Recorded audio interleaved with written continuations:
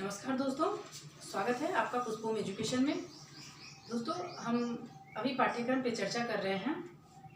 तो आप लोग पिछली वीडियो में भी देख रहे थे कि हम लोग अभी जितनी भी प्रतियोगी परीक्षाएं हैं या जो भी इस चैनल के माध्यम से जिन भी परीक्षाओं की तैयारी कराई जाएगी, उन सभी परीक्षाओं के लिए जो पाठ्यक्रम निर्धारित किया गया है, हम उन पाठ्यक्रम का अध्ययन कर रहे हैं। पाठ्यक्रम को देख रहे हैं कि हमारे पाठ्यक्रम में आखिर है क्या क्या। क्योंकि आप जानते ही हैं कि पाठ्यक्रम का अगर ज्ञान ना हो तो हमारी जो तैयारी होती है वो सही दिशा में नहीं जाती है और हम कहीं ना कहीं भटक जाते हैं। और भटक जाने से क्या होता है कि हमारा सिलेक्शन रुक जाता है। बहुत छोटी सी गलती की वजह से हमारा सिलेक्शन रुक जाता है और हम नहीं चाहते कि जो भी हमारे पुष्पोम एजुकेशन चैनल से जुड़ करके जो भी प्रतियोगी लोग तैयारी कर रहे हैं उनका किसी भी प्रकार से क्वालिफाई होने से या सिलेक्शन उनका रुक जाए। तो इसलिए ऐसा ना हो उनके साथ, इसलिए हम लोग सबसे पहले पाठ्यक्रम का विश्लेषण कर रहे हैं। पाठ्यक्रम को एक बार हम लोग देख लेंगे और पाठ्यक्रम के अनुसार ही इस चैनल से जो भी वीडियो या जो भी क्लास प्रोवाइड कराई जाएंगी वो सब पाठ्यक्रम के अनुसार ही होंगी, ताकि आपके सिलेक्शन में सुविधा हो और आप आसानी से अपने लक्ष्य को पा सकें। तो जैसे अभी हम लोग पिछले दिनों देखे थे कि हिंदी विषय का जो नेट जेआरएफ के लिए जो परीक्षा आयोजित कराई जाती है एनटीए के द्वारा, तो हम लोग अभी हिंदी विषय का पाठ्यक्रम देख रहे थे। क्योंकि इस चैनल से ये चैनल हिंदी विषय वालों के लिए ही है और इससे हिंदी विषय की ही तैयारी करवाई जाएगी। लेकिन साथ साथ जो नेट का जो प्रथम प्रश्न पत्र है उसकी भी तैयारी कराई जाएगी। क्योंकि जो नेट का प्रथम प्रश्न पत्र होता है वो सभी के लिए अनिवार्य होता है, चाहे कोई भी विषय पढ़ रहे हो आप, उन सभी विषय के विद्यार्थियों के लिए या प्रतियोगियों के लिए यह प्रथम प्रश्न पत्र जो है वो अनिवार्य है। तो हम आज उसी प्रथम प्रश्न पत्र या सामान्य प्रश्न पत्र के नाम से भी जिसको जानते हैं, हम उसका पाठ्यक्रम देखेंगे कि उस पाठ्यक्रम में क्या रखा गया है। चैनल तो हिंदी का है, हिंदी की तैयारी करवाई जाएगी, लेकिन नेट वालों के लिए इस प्रथम प्रश्न पत्र की भी तैयारी इस चैनल से कराई जाएगी। क्योंकि हिंदी के विद्यार्थियों के लिए भी अब प्रश्न पत्र अनिवार्य होता है। तो हम नहीं चाहते कि आपकी तैयारी किसी भी जिस भी प्रतियोगिता की करवाई जा रही है वो किसी भी प्रकार से अधूरी तैयारी हो। इसलिए हम फर्स्ट पेपर भी पढ़ाएंगे आपको और इस चैनल से सारे क्लासेस आपको दिए जाएंगे और बहुत ही विस्तृत ढंग से, बहुत ही गहराई से आपको समझाया जाएगा, जिससे आपके अंदर स्वयं एक गहरी समझ उत्पन्न होगी और आप अपने प्रश्न पत्र को देखते ही अच्छे से उनके उत्तरों को कर पाएंगे। तो आज हम फर्स्ट पेपर का पाठ्यक्रम देखेंगे। ये क्या है, इस प्रश्न पत्र को हम सामान्य प्रश्न पत्र भी कहते हैं, जो सभी विषय के लोगों के लिए अनिवार्य है। तो इसलिए जो अन्य विषय के लोग भी हैं हमारे चैनल को, वो लोग भी सब्सक्राइब कर सकते हैं, वो लोग भी सब्सक्राइब कर लें और वो लोग भी इस चैनल को देख सकते हैं अगर प्रथम प्रश्न पत्र की तैयारी हमारे साथ वो करना चाहते हैं एक अलग ढंग से और सरल तरीके से। अगर वो प्रथम प्रश्न पत्र की तैयारी करना चाहते हैं और उसमें पास होना चाहते हैं, अच्छे अंक लाना चाहते हैं, तो वो लोग भी इस चैनल को सब्सक्राइब कर सकते हैं। तो आज हम सामान्य प्रश्न पत्र को देखेंगे जिसका नाम है शिक्षण और शोध अभिवृत्ति। इस शिक्षण और शोध अभिवृत्ति नाम से जो भी प्रश्न पत्र आता है ये सभी विषयों के लिए अनिवार्य होता है और लगभग सबका समान होता है। तो हम इस पाठ्यक्रम को देखेंगे कि इसके पाठ्यक्रम में क्या क्या रखा गया है। देखिए, इसमें भी पूरे 10 इकाइयाँ रखी हुई हैं। हमें 10 इकाइयों का अध्ययन करना है, 10 इकाइयों का बहुत अच्छे से विस्तृत अध्ययन करना है, ताकि हम नेट के जो प्रथम प्रश्न पत्र है इस प्रथम प्रश्न पत्र में भी हम अच्छे अंक ला सकें। विषय में तो खैर सबके अच्छे अंक आ जाते हैं, लेकिन प्रथम प्रश्न पत्र में अच्छे अंक न आने के कारण कभी कभी हमारा नेट निकलने से रुक जाता है, जेआरएफ होने से हम रुक जाते हैं। तो ऐसा ना हो, इसके लिए हम प्रथम प्रश्न पत्र का भी अध्ययन करेंगे और बड़े अच्छे से करेंगे, पूरे मन से करेंगे, ताकि हम दोनों प्रश्न पत्रों में अच्छा अंक लाएं। तो हम देखेंगे कि इसमें भी 10 इकाइयाँ दी हुई हैं। 10 इकाइयों का हमें प्रथम प्रश्न पत्र के अंतर्गत अध्ययन करना है। इन 10 इकाइयों में क्या है, जो पहली इकाई है शिक्षण अभिवृत्ति, हमने आज भी शॉर्ट में ही लिखा है, क्योंकि आप लोग जानते ही हैं कि हम लिखने के मामले में थोड़े कंजूस हैं, तो हम इसको स्वीकार भी करते हैं। चूँकि विश्लेषण है तो विश्लेषण हम आपको अच्छे से वैसे पाठ्यक्रम को पढ़ के भी बता देंगे। और जब आपकी क्लासेस शुरू होंगी तो एक एक शीर्षक को या एक एक टॉपिक को, एक एक जो भी यूनिट्स हैं, 10 यूनिट, 10 यूनिट के एक एक टॉपिक को पूरे अच्छे से आपको पढ़ाया जाएगा, उसके नोट्स भी दिए जाएंगे। तो हम पहली इकाई देखते हैं शिक्षण अभिवृत्ति। शिक्षण अभिवृत्ति क्या है, यानी कि आप जो नेट की परीक्षा देते हैं, कहीं ना कहीं आप इसीलिए वो नेट की परीक्षा देते हैं एक शिक्षक बनने के लिए। जैसे कि नेट की का जो फुल फॉर्म है, वो फुल फॉर्म ही आपको बताता है कि टीचर एलिजिबिलिटी टेस्ट, यानी कि आप पूरे राष्ट्र में नेशनल टीचिंग, यानी कि नेट दिया हुआ है, नेशनल एलिजिबिलिटी टेस्ट होता है जो एक शिक्षक के लिए पात्रता परीक्षा होती है। यानी आप पूरे भारत में अगर कहीं शिक्षक के रूप में कार्य करना चाहते हैं उच्च शिक्षा के स्तर पे, जैसे कि आप डिग्री कॉलेज या पीजी कॉलेज या फिर यूनिवर्सिटी में पढ़ाना चाहते हैं, तो आपको क्या क्वालिफाई होना ज़रूरी है, आपको नेट क्वालिफाई होना बहुत ज़रूरी है। आप नेट क्वालिफाई होंगे तभी आप सहायक आचार्य या असिस्टेंट प्रोफेसर की जो परीक्षाएं होती हैं उसमें प्रतिभाग कर सकते हैं। तो हम ये शिक्षण अभिवृत्ति के अंतर्गत आपको यही सिखाया जाता है, यानी आपके उस व्यक्तित्व का परीक्षण किया जाता है, आप में ये देखा जाता है, उसका आयोग मूल्यांकन करता है कि आप में शिक्षण अभिवृत्ति कैसी है। शिक्षण अभिवृत्ति में हम क्या क्या देखेंगे, शिक्षण की अवधारणाएं देखेंगे, उद्देश्य देखेंगे, शिक्षण का स्तर क्या क्या है, और उन स्तर में जो स्मरण शक्ति है, समझ शक्ति है या विचार करने की जो शक्ति है, विश्लेषण शक्ति है, और उसकी शिक्षण की विशेषताएं क्या हैं, उसकी मूल अवधारणाएं क्या हैं, ये सारे शीर्षकों का हम अध्ययन कहाँ करेंगे, शिक्षण अभिवृत्ति के अंतर्गत करेंगे। और क्या, शिक्षार्थी की विशेषता, यानी कि जो शिक्षार्थी हैं, जो शिक्षा लेने वाले, ये क्या है, ये तो शिक्षण कार्य करते समय जो भी आवश्यक बातें हैं हम उसका अध्ययन करेंगे। और शिक्षार्थी की विशेषता, यानी कि जो शिक्षार्थी है, जो शिक्षा लेने वाले लोग हैं, उनमें कौन कौन सी विशेषताएं होनी चाहिए और उनकी कौन कौन सी विशेषताएं होती हैं, यानी शिक्षक होने के नाते और शिक्षार्थी होने के नाते हमें यह बात पता होनी चाहिए कि शिक्षार्थी के गुण या दोष या फिर उनकी अभिवृत्ति कैसी होती है, और शिक्षक होने के नाते भी, क्योंकि हम शिक्षण कार्य तभी सहज ढंग से कर पाएंगे जब हम शिक्षार्थी के विषय में जानते हों। तो हम इसमें क्या देखेंगे कि उनकी विशेषताएं क्या क्या हैं, यानी कि जो हमारे स्टूडेंट है, जो विद्यार्थी है, उसकी विशेषताएं क्या हैं, किशोर और वयस्क शिक्षार्थी की अपेक्षाएं क्या होती हैं। यानी कि जब एक शिक्षण कक्षा में शिक्षण करने जाता है तो उस जो कक्षा में जो विद्यार्थी बैठे रहते हैं उसमें कुछ किशोर व्यक्ति भी होते हैं, कुछ युवक होते हैं, कुछ वयस्क हैं।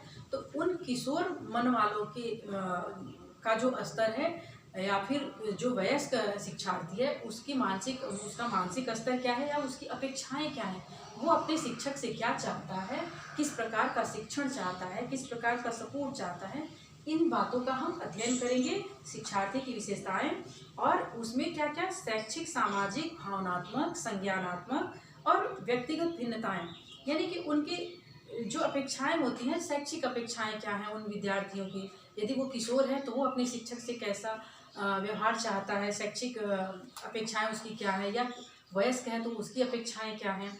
फिर सामाजिक या भावनात्मक और संज्ञानात्मक अपेक्षाएं उसकी क्या हैं, और उन किशोर या वयस्क का जो सामाजिक, भावनात्मक और संज्ञानात्मक स्तर होता है हम उसका भी मूल्यांकन करेंगे। और उनकी व्यक्तिगत जो भिन्नताएं होती हैं, तो यानी कि जो व्यक्ति होते हैं, जो शिक्षार्थी होते हैं, सभी एक प्रकृति के नहीं होते हैं, विभिन्न विद्यार्थी विभिन्न प्रकृति के होते हैं। तो उनकी जो विशेषताएं हैं या उनकी जो भिन्नताएं हैं उसके आधार पर हम शिक्षण कार्य कैसे करेंगे, ये सारी बातें हम इस यूनिट के अंतर्गत अध्ययन करेंगे। फिर क्या देखेंगे, शिक्षण प्रभावक तत्व, यानी कि शिक्षण अभिवृत्ति के ही अंतर्गत हम लोग शिक्षण प्रभावक तत्व को भी देखेंगे। वो तत्व कैसे, जैसे शिक्षक हो गया, शिक्षक के लिए जो शिक्षण कार्य में जो सहायक सामग्री होती हैं, संस्थागत सुविधाएं हैं, शैक्षिक वातावरण कैसा है, और जिस संस्था में शिक्षण कार्य हम कर रहे हैं वहाँ की सुविधाएं क्या क्या हैं, वहाँ का वातावरण कैसा है, उसके अनुसार हम शिक्षार्थी को कैसे समझाएंगे या कैसे उन्हें पढ़ाएंगे, हम अध्यापन कार्य कैसे करेंगे, ये सारी बातें हम यहाँ देखेंगे। फिर उच्च अधिगम संस्थाओं में शिक्षण की पद्धति, चूँकि ये परीक्षा कराई ही इसलिए जाती है कि जो भी इस परीक्षा को क्वालिफाई करता है, उत्तीर्ण होता है, वो कहीं न कहीं उच्च शिक्षण संस्थाओं में जाने की अपेक्षा रखता है, इसीलिए इस परीक्षा में बैठता है। तो जो उच्च शिक्षण संस्थाएं हैं उनकी जो शिक्षण पद्धति है वो कैसी होती है, और अध्यापक केंद्रित बनाम शिक्षार्थी केंद्रित, यानी कि शिक्षण की पद्धतियाँ कौन कौन सी हैं, जो अध्यापक या शिक्षक को केंद्र में रख करके जो पद्धति अपनाई जाती है, या फिर विद्यार्थी को हम किस प्रकार से शिक्षित करेंगे, उन्हें कैसे पढ़ाएंगे, जब विद्यार्थी को केंद्र में रख करके जो प्रणाली निर्धारित की जाती है हम उसका अध्ययन यहाँ करेंगे। फिर ऑफलाइन बनाम ऑनलाइन पद्धतियाँ, जैसे कि आजकल शिक्षा काफ़ी ऑनलाइन का प्रचलन बहुत तेज़ी से हुआ और ऑनलाइन शिक्षा लेने लगे हैं लोग, तो ऑफलाइन भी लेते हैं। ऑफलाइन में यानी हम क्लास में शिक्षक के समक्ष बैठ करके अध्ययन कर रहे होते हैं, और ऑनलाइन में जैसे कि आप अभी हमसे अध्ययन कर रहे हैं, जो भी हमारा क्लास देख रहे हैं आप ऑनलाइन देख रहे हैं, तो ये दोनों में अंतर क्या है या इनकी गुण विशेषताएं क्या है, इसका अध्ययन करेंगे। जैसे इसमें दिया हुआ है कि स्वयं और स्वयं प्रभा और मुक्स इत्यादि, यानी कि ये भी एक संस्थाएं हैं या एक अध्ययन का तरीका है, इसको भी हम लोग यहाँ पे देखेंगे। फिर शिक्षक सहायक प्रणाली क्या है, जिसमें परंपरागत आधुनिक शिक्षा प्रणाली है, जैसे ICT के माध्यम से हम शिक्षण कार्य करते हैं, इन सब का अध्ययन करेंगे। फिर मूल्यांकन प्रणाली क्या है, मूल्यांकन प्रणाली में हम मूल्यांकन के तत्व और प्रकार, उच्च शिक्षा में विकल्प आधारित क्रेडिट प्रणाली में मूल्यांकन, फिर कंप्यूटर आधारित परीक्षा और इनकी मूल्यांकन पद्धतियों में जो नवाचार का प्रयोग होता है, यानी कि जो नई नई तकनीकें अपनाई जाती हैं, नए नए तरीके अपनाए जाते हैं, इन सभी का हम अध्ययन कहाँ करेंगे, पहली यूनिट में करेंगे, यानी इकाई 1 में शिक्षण अभिवृत्ति के अंतर्गत हम करेंगे। फिर दूसरी इकाई हमारी क्या आती है, दूसरी इकाई है शोध अभिवृत्ति। दूसरी इकाई के अंतर्गत हम क्या अध्ययन करेंगे, शोध अभिवृत्ति का अध्ययन करेंगे। इसमें क्या है कि शोध के अर्थ को समझेंगे कि शोध है क्या चीज़, फिर उनके प्रकार को देखेंगे कि शोध कितने प्रकार की होती हैं, उनकी विशेषताएं क्या क्या हैं, प्रत्यक्षवाद एवं उत्तर प्रत्यक्षवाद, शोध के उपागम, ये भी हम इसके अंतर्गत पढ़ेंगे, और शोध की जो पद्धतियां हैं उन पद्धतियों का भी अध्ययन करेंगे, जैसे प्रयोगात्मक पद्धति हो गई, विवरणात्मक हो गई, ऐतिहासिक हो गई, गुणात्मक, मात्रात्मक, ये सब क्या है, ये सब शिक्षण की पद्धतियां यानी शोध की पद्धतियां हैं। तो इन शोध की पद्धतियों के बारे में हम जानेंगे। फिर शोध के चरण कौन कौन से होते हैं, शोध प्रबंध एवं आलेख लेखन क्या होता है, उसके फॉर्मेट और संदर्भ की शैली को भी हम देखेंगे। फिर शोध में जैसे कि आप लोग जब शोध कार्य करने जाते हैं, जब PhD में एडमिशन लेने जाते हैं, तो आपको वहाँ शोध प्रारूप प्रस्तुत करना होता है, जिसे सिनॉप्सिस के नाम से आप लोग जानते हैं। तो ये सब हम शोध आवृत्ति के अंतर्गत सीखेंगे भी और पढ़ेंगे भी। उसके अलावा शोध में ICT का अनुप्रयोग, यानी कि जो भी टेक्नोलॉजी है, हम टेक्नोलॉजी का या संचार माध्यमों का कैसे प्रयोग करते हैं, ये भी हम देखेंगे। फिर शोध की नैतिकता, यानी कि शोध की नैतिकता क्या है, उसके मानदंड क्या क्या निर्धारित किए गए हैं या उसमें बाउंडेशन क्या क्या है, ये सब भी हम अध्ययन करेंगे। फिर तीसरा टॉपिक है या तीसरी यूनिट है हमारी बोध। बोध से क्या तात्पर्य है कि इसमें जैसे आप लोग गद्यांश देखते हैं, जब आप लोग छोटे रहे होंगे तो आप लोग पढ़ते रहे होंगे अपठित गद्यांश और पद्यांश, तो इन गद्यांश और पद्यांश का हम लोग अध्ययन करते हैं इसमें। तो इसमें बोध यानी कि परीक्षा में 1 या 2 गद्यांश या पद्यांश आपको दे दिए जाते हैं, जो आप कभी पढ़े नहीं रहते हैं कि तो वो वहाँ पे जो परीक्षा में दिए जाते हैं। तो चूंकि ये फर्स्ट पेपर है नेट का, तो इसमें क्या होगा, सिर्फ गद्यांश वाले आएंगे, ये पद्यांश नहीं आएगा। लेकिन जो हिंदी विषय से होंगे उनके विषय में ये पद्यांश वाले भी भाग आते हैं। तो ऐसे इसमें क्या करेगा, एक गद्यांश देगा, एक छोटा सा पैराग्राफ दे देगा, उस पैराग्राफ से 5 क्वेश्चन बनाएंगे, 5 प्रश्न बनाएंगे, और उस गद्यांश को ही, उस पैराग्राफ को ही पढ़ करके आपको वो जो भी प्रश्न पूछे रहते हैं 5, उन प्रश्नों के उत्तर देने होते हैं। उसमें नियम होता है कि आप जो भी गद्यांश दिया हुआ है उसमें कुछ भी अपने तरह से जोड़ करके उत्तर नहीं देंगे, उसमें गद्यांश को ध्यान में रखते हुए ही उत्तर देना रहता है। तो ये भी हम लोग यहाँ सीखेंगे कि इन गद्यांशों को हम जल्दी से जल्दी और कैसे सॉल्व करें कि जो भी उत्तर हमारा है वो एकदम सही उत्तर और सटीक उत्तर हो और हमें उसके अंक पूरे प्राप्त हो जाएं, तो हम ये भी सीखेंगे। फिर चौथी इकाई हमारी आती है संप्रेषण। चौथी इकाई में हम क्या देखते हैं, संप्रेषण। संप्रेषण क्या होता है, यानी कि जो संप्रेषण है, संप्रेषण का अर्थ क्या है, उसके प्रकार क्या है और उसका अभिलक्षण क्या है। संप्रेषण से तो आप लोग समझ रहे होंगे, जो बातचीत हम लोग करते हैं, यानी अपने बात को या अपनी सूचना को किसी अन्य तक पहुंचाने की जो विधि होती है उसको हम लोग संप्रेषण कहते हैं, और जो माध्यम होता है उसको हम संप्रेषण कहते हैं। तो इसका अर्थ क्या है, जब हम लोग यूनिट क्लास लेंगे जब पूरे यूनिट का अध्ययन कराएंगे तो इसको और अच्छे से आपको डिफाइन करके एक एक शीर्षकों को पूरे अच्छे से आपको बताया जाएगा, समझाया जाएगा, जिसमें उसके अर्थ, प्रकार और अभिलक्षण बताए जाएंगे। फिर प्रभावी संप्रेषण, यानी कि जो भी हम कुछ अपनी बात किसी व्यक्ति तक पहुंचाना चाह रहे हैं तो वो प्रभावी कितना हो रहा है या कैसे वो प्रभावी होगा, उस व्यक्ति तक पहुंच पाएगी कि नहीं हमारी बात, या जिस रूप में हम पहुंचाना चाहते हैं वो उसी रूप में ग्रहण कर पाएगा कि नहीं, ये सब हम अध्ययन करेंगे। जिसमें वाचिक एवं गैर वाचिक और अंतर सांस्कृतिक एवं सामूहिक संप्रेषण और कक्षा संप्रेषण, इसको भी हम देखेंगे। फिर प्रभावी संप्रेषण में की बाधाएं, यानी कि जो संप्रेषण है उस संप्रेषण में जो बाधाएं आती हैं, प्रभावी न हो पाता है हमारा संप्रेषण, उसमें आने वाली जो भी बाधाएं होती हैं उसका अध्ययन करेंगे। फिर जन मीडिया एवं समाज, जो जन मीडिया है या संचार की मीडिया है जो भी है, इसका भी हम अध्ययन करेंगे उसके बारे में।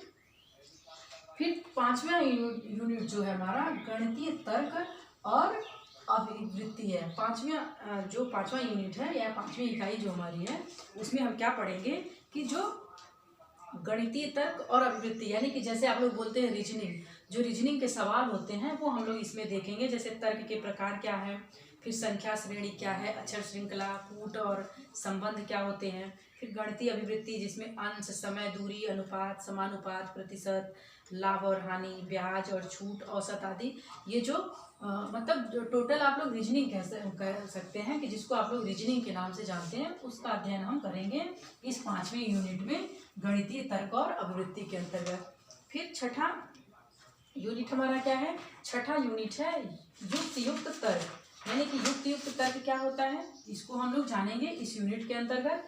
इसमें युक्ति के जो ढांचे होते हैं, युक्ति के ढांचे का बोध, युक्ति के रूप और निरूपाधिक तर्क वाक्य का ढांचा, अवस्था और उसकी आकृति, औपचारिक एवं अनौपचारिक युक्ति दोष, फिर भाषा का प्रयोग, शब्दों का लक्ष्यार्थ और वक्तव्य, विरोध का परंपरागत वर्ग, ये सब हम इसके अंतर्गत देखेंगे। फिर युक्ति के प्रकार कौन कौन से हैं, निगमनात्मक युक्ति, आगमनात्मक युक्ति क्या होती है, मूल्यांकन और विशिष्टीकरण क्या है, ये सब हम पढ़ेंगे।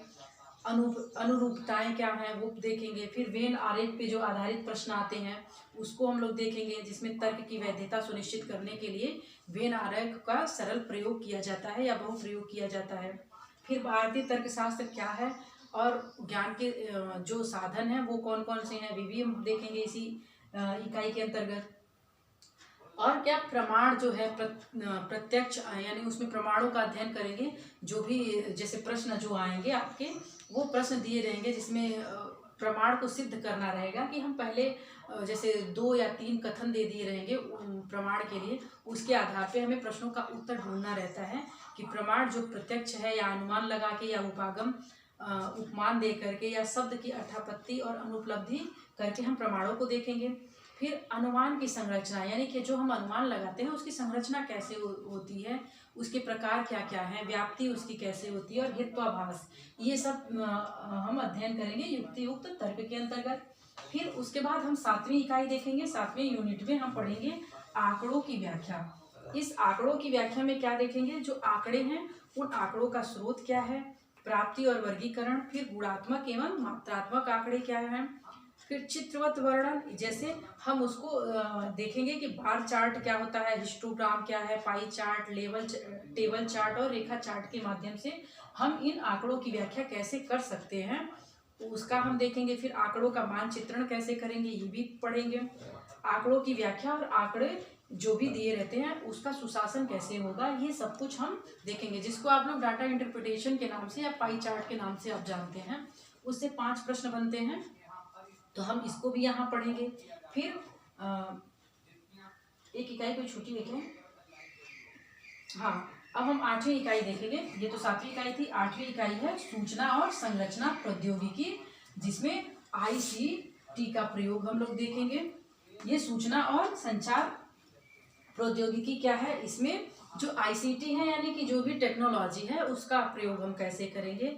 इसमें सामान्य संक्षिप्तियाँ और शब्दावली, जैसे कंप्यूटर हो गया, तो कंप्यूटर में जो प्रयोग होते हैं शब्द, उन शब्दों के संक्षिप्त रूप से जो शब्द प्रयोग होते हैं उनके फुल फॉर्म वगैरह क्या है, या जो बड़े शब्द हैं उनका संक्षिप्तीकरण करके कैसे उनको छोटा बनाया जाता है, या उनको कैसे बनाया गया, ये सब हम देखेंगे। फिर इंटरनेट क्या है, इंटरनेट और इंटरनेट के अलावा इंट्रानेट किसको कहेंगे, ईमेल क्या है, श्रव्य दृश्य कॉन्फ्रेंसिंग की मूलभूत बातें क्या क्या होती हैं।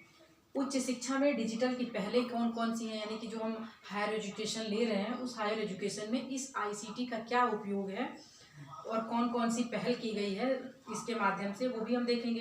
फिर आईसीटी और सुशासन देखेंगे। उसके बाद हम देखेंगे नौवीं इकाई में हम देख रहे हैं कि लोग, विकास और पर्यावरण। ये नवीं इकाई बहुत महत्वपूर्ण इकाई है और ये आप लोगों के लिए ज़्यादा आसान भी है, इसको तैयार कर लेना और इससे 5 प्रश्न सही, पूरे पाँचों के पाँचों सही कर देना, क्योंकि ये आपके जीके से भी रिलेटेड, जीके जीएस से भी रिलेटेड प्रश्न इससे बन जाते हैं। क्योंकि इसमें क्या दिया है, लोग, विकास और पर्यावरण। तो इसमें क्या है, विकास और पर्यावरण, मिलेनियम विकास और संपोषणी विकास का लक्ष्य क्या है, मानव और पर्यावरण का समव्यवहार क्या है, नृजाति क्रियाकलाप और पर्यावरण पर उनके प्रभाव कौन कौन से पड़ते हैं, ये देखेंगे। फिर पर्यावरण परक मुद्दे कौन कौन से, यानी पर्यावरण को लेकर के कौन कौन से मुद्दे उठाए गए हैं, ये इसका अध्ययन करेंगे। जैसे जो भी मुद्दे हैं स्थानीय, क्षेत्रीय या वैश्विक, फिर वायु प्रदूषण, जल प्रदूषण, मृदा प्रदूषण इत्यादि को भी हम लोग देखेंगे। ध्वनि प्रदूषण है, अपशिष्ट है, इसका हम लोग जैसे ठोस, तरल, वायु, केमिकल जो भी हो गए, इसका हम लोग निस्तारण कैसे करेंगे, इन सब बातों का अध्ययन करेंगे। फिर मानव स्वास्थ्य पर प्रदूषण का क्या प्रभाव पड़ता है, ये भी हम यहाँ पढ़ेंगे। प्राकृतिक और ऊर्जा के स्रोत, यानी कि जो प्राकृतिक ऊर्जा के स्रोत हैं जैसे सौर, पवन, मृदा, जल, भूताप, बायोमास, नाभिकीय और वन इत्यादि से उत्पन्न होने वाली जो ऊर्जा है उसका हम उपयोग कैसे कर सकते हैं, या उसके उपयोग के बारे में, हम गुण दोष के बारे में हम लोग पढ़ेंगे। फिर प्राकृतिक जोखिम और आपदाएं कौन कौन सी हैं, इन जो न्यूनीकरण की युक्तियां हैं, यानी जो प्राकृतिक आपदाएं होती हैं, जो जोखिम है, उनको हम कम कैसे कर सकते हैं, ये भी हम पढ़ेंगे। फिर पर्यावरण संरक्षण का जो अधिनियम बना था उस अधिनियम को हम पढ़ेंगे, जो 1986 में जो अधिनियम आया था। जलवायु परिवर्तन क्या है, उसके परिवर्तन से संबंधित जो राष्ट्रीय कार्य योजनाएं, यानी कि हमारे राष्ट्र के द्वारा, हमारे भारत के द्वारा कौन कौन सी कार्य योजनाएं संचालित की गई हैं या बनाई गई हैं। फिर अंतर्राष्ट्रीय स्तर पर भी देखेंगे कि इन पर्यावरण को लेकर के या पर्यावरण संरक्षण को लेकर के 1986 के अंतर्गत राष्ट्रीय कौन कौन से समझौते हुए हैं, फिर क्या क्या प्रयास किए गए हैं। उसमें हम लोग मॉन्ट्रियल प्रोटोकॉल को देखेंगे, रियो सम्मेलन को देखेंगे, जैव विविधता सम्मेलन क्या है, क्योटो प्रोटोकॉल क्या है, पेरिस समझौता और अंतर्राष्ट्रीय समझौते और संधियों के विषय में हम लोग इसके अंतर्गत अध्ययन करेंगे। फिर 10वीं यूनिट जो है, हमारी 10वीं इकाई जो है वो उच्च शिक्षा प्रणाली है, क्योंकि हम उच्च शिक्षा के लिए ही ये परीक्षा देंगे। हमें उच्च शिक्षण संस्थानों में ही प्रोफेसर या जो आचार्य बनना है।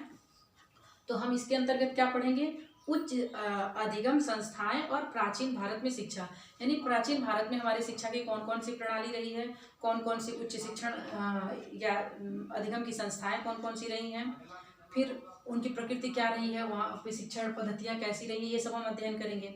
फिर स्वतंत्रता के बाद में उच्च अधिगम और शोध का उद्भव किस प्रकार से होता है, और क्या पढ़ना है हमें, भारत में प्राच्य, पारंपरिक और गैर पारंपरिक अधिगम कार्यक्रम, यानी भारत में जो प्राच्य यानी कि जो भारतीय परंपरा के अनुसार जो भी सीखने की प्रक्रिया रही है या अधिगम की शिक्षण की जो भी प्रक्रिया रही है, हम उसका अध्ययन करेंगे।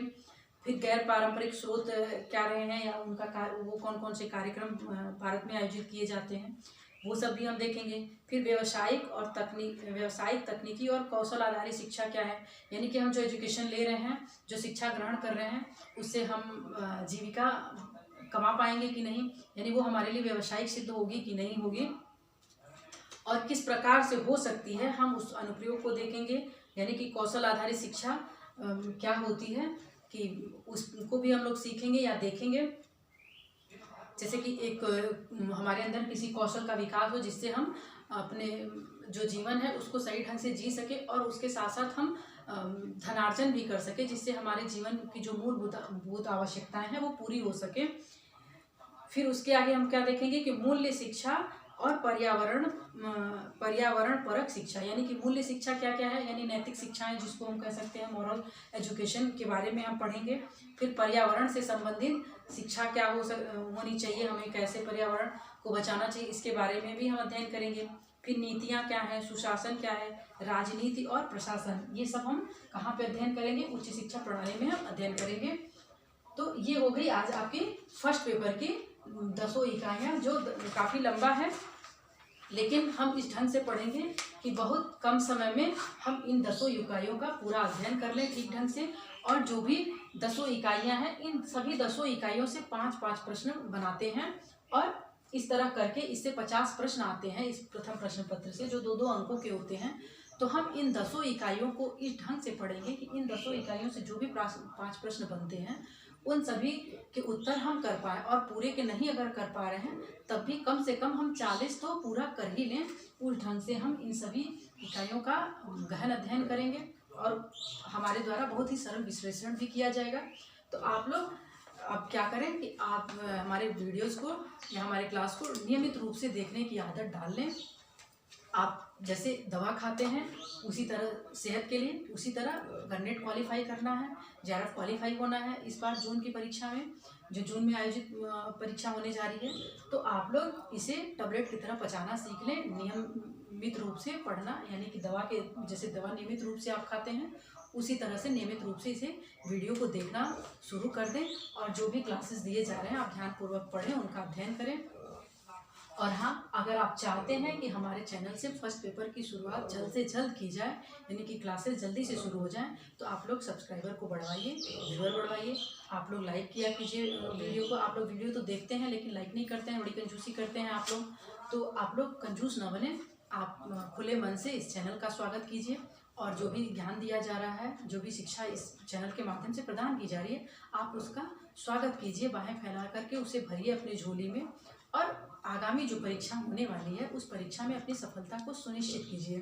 तो चैनल को सब्सक्राइब करिए, अपने दोस्तों तक भी शेयर करिए, अपने स्टेटस में इसके लिंक को लगाया कीजिए वीडियो के, ताकि और जो भी ज़रूरतमंद लोग हैं उन तक हमारी पहुंच हो पाए और उन तक यह वीडियो पहुंच जाए। ये भी एक पुण्य का काम होता है कि आप किसी की सहायता इनडायरेक्टली कर दें। तो बहुत सारे विद्यार्थी हैं जिन्हें अच्छा प्लेटफॉर्म नहीं मिल पाता है, या वो नहीं समझ पाते हैं कि हमें कहाँ से तैयारी करनी चाहिए, जो अच्छे से तैयारी करवाए या जीरो लेवल से करवाएं। तो हम अभी जीरो लेवल से खुद ही इस चैनल को शुरू किए हैं, और जो भी तैयारी करवाई जा रही है सब जीरो लेवल से ही शुरू हो रही है, तो उन विद्यार्थियों को भी हमसे सहायता प्राप्त हो सके, इसके लिए आप लोग लिंक को ज़रूर स्टेटस में अपने लगाया करिए, व्हाट्सएप के, अपने एफबी पे भी शेयर कर सकते हैं, और चैनल को लाइक ज़रूर किया कीजिए, वीडियो देखिए और आप लोग लाइक ज़रूर किया कीजिए, कमेंट भी किया कीजिए, अपने सुझाव भी हमें दिया कीजिए, या फिर आपको कोई डाउट है तो आप उसे भी कमेंट के माध्यम से लिख करके हमें बताने की कोशिश करें। बस इसी के साथ आज इतना ही, फिर हम मिलते हैं अगले वीडियो में। धन्यवाद।